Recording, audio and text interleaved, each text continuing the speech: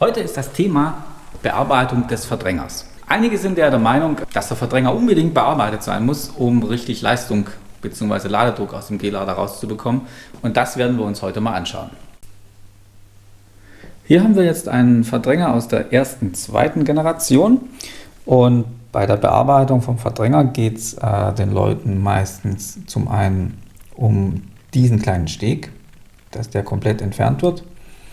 Und dann wird hier in dem Bereich, in diesem Bereich und hier und da noch so viel Material weggenommen wie irgendwie möglich.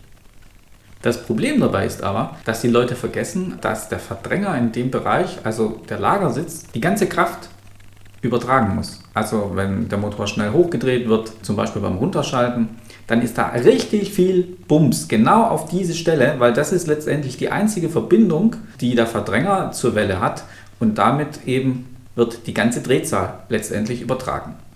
Hier haben wir jetzt einen Verdränger, der so bei uns angekommen ist. Also zum einen wurden hier die Wellendichtringe verschraubt und der Verdränger wurde extrem bearbeitet.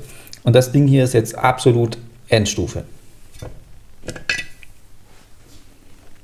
Weil ihr seht, hier ist genau das passiert, was man dann erwarten kann, wenn man zu viel bearbeitet.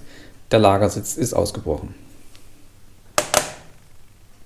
Ja, und genau das ist der Grund, warum wir sowas überhaupt generell nicht anbieten. In der Generation 3 sieht das am Verdränger ein bisschen anders aus, aber da ist eigentlich auch nichts zu bearbeiten. Man nimmt einfach dem Bauteil die Stabilität.